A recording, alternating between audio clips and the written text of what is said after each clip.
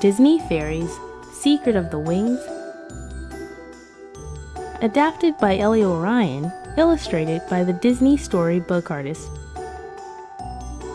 For as long as she could remember, Tinker Bell had wanted to travel to the Winter Woods.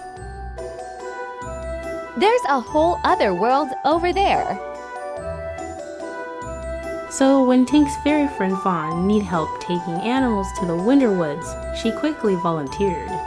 When they arrived, Tinker Bell jumped over the border into the frozen landscape. Suddenly, her wings began to sparkle.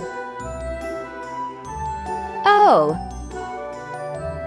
Back in Pixie Hollow, Tinker Bell was determined to find out what had made her wings sparkle so magically. A fairy told her that she would need to find the keeper. The keeper of all fairy knowledge, but he lived in the Winter Woods.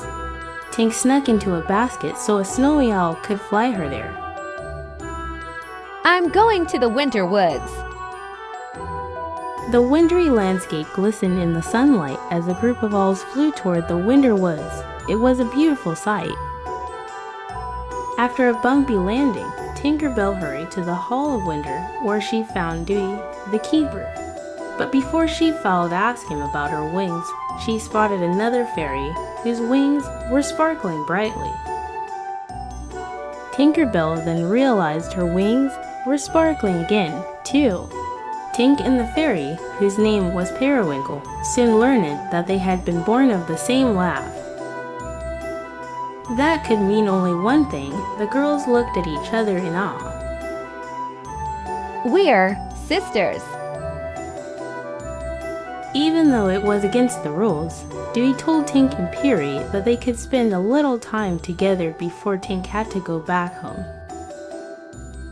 Peri introduced Tink to her friends Gliss and Spike. Then they all took an icy ride down a frozen waterfall.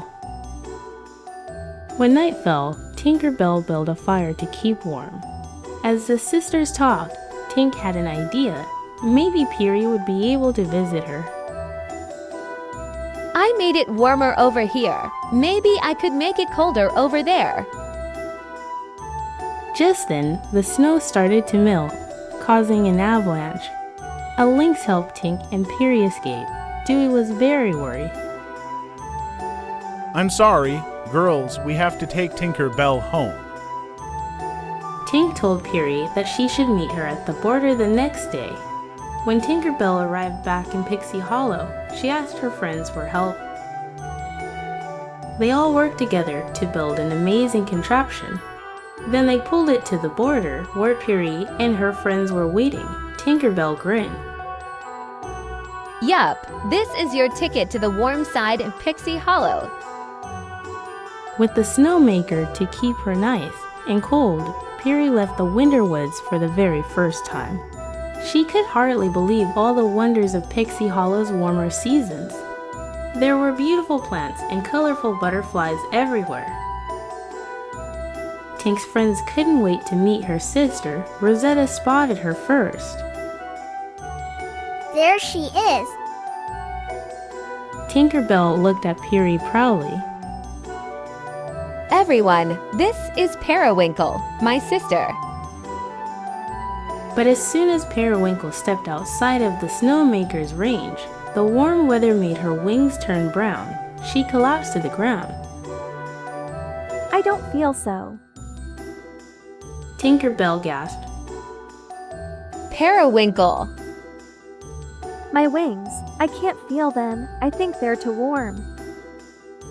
Tink rushed Peri to the border. When they arrived, Lord Milori, the Lord of Winter, was waiting for them. This is why we do not cross the border.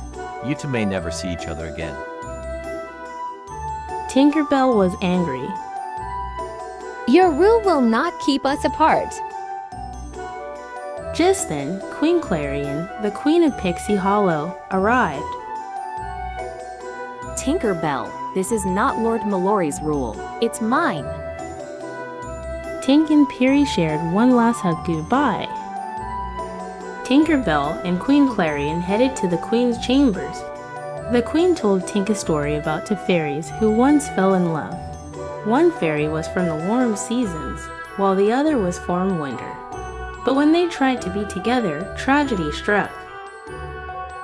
One of them broke a wing, for which there is no cure.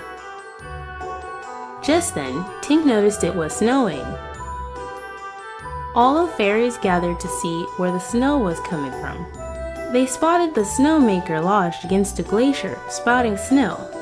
The fairies did their best to move it out of the way. Queen Clarion was alarmed. We must hope the tree survives the freeze. Otherwise, there will be no more pixie dust. Life in Pixie Hollow will change forever, and no fairy will ever fly again. At that moment, Tinkerbell noticed that a periwinkle flower that her sister had covered with frost when she came to visit Pixie Hollow had somehow survived the cold. Tink flew to the Winterwoods, but fell into the snow as soon as she crossed the border. Pixie Hollow's in trouble. There's a freeze moving in, and the pixie dust tree is in danger. I think there's something you can do. Your frost that kept the flower alive. Bliss explained that frost can tuck warm air inside to keep out the cold. That gave Peri an idea. We could frost the pixie dust tree before the freeze hits it. The freeze made it cold enough for the winter fairies to safely cross the border. The fairies tried to weave a shell of frost over the branches. A few moments later, Tinkerbell spotted Lord Milori in the distance. We've come to help. When the freeze was finally over, golden sunbeams shone over Pixie Hollow. Their warmth began to melt the frost. At first, nothing happened. Then the pixie dust started flowing again. The pixie dust tree was safe.